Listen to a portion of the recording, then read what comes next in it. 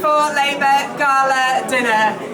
My name is Reynolds. Some of you may know me from my recent role as Political Director to the Prime Minister. I'm now addressing you tonight in my new role as Executive Director for Stakeholders at the Labour Party. And that's a role which covers business engagement, women, equalities, think tanks, charities, youth, student, faith communities. So just a small, shallow little intro for me to be getting on with. But my headline in the role is that we want the Labour Party to be an outward-facing organisation, and that is why events like tonight are so very, very important, because the power in this room, the networks in this room, the influence that you all have in your economies, in your sectors, in your communities is tremendous, and you can always feel the vibes in a room such as this. So it is a pleasure to be among you tonight. And I stand with you tonight with some exclusive news, which is that over the next few weeks, Labour Party will be relaunching its business network.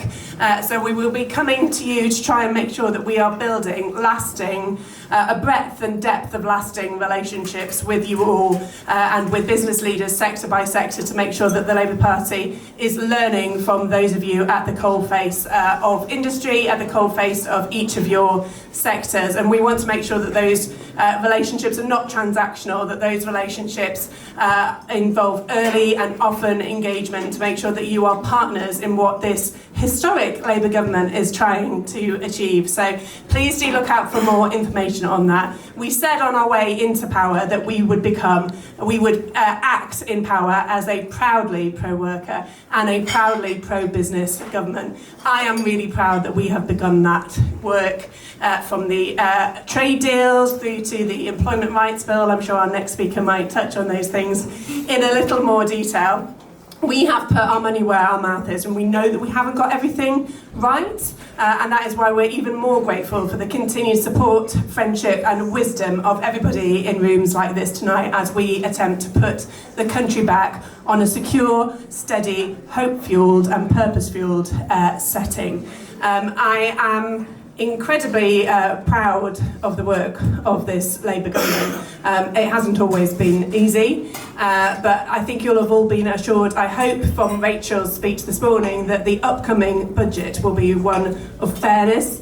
It'll be one that puts the NHS on a safe footing for the future. It will be one that cuts national debt. But most importantly, for a room such as this, it will be a proudly pro-growth budget, and it's one that we hope you will all find something in to be able to get behind. And I think Rachel's position this morning has also showed that we want to bring you into everything that we're trying to achieve through that budget. We're going to be honest with the country. We know that the Liz Truss experiment of surprise budgets works out very, very badly, not just for business, but for ordinary people and their pockets. So we are excited about where we're at as a country. We're honest about the extent of the challenges, but we as a party want to work with you in partnership and in friendship going forward as we turn around the country through a decade of patriotic national renewal. And one of the people at the coalface of that is our next speaker.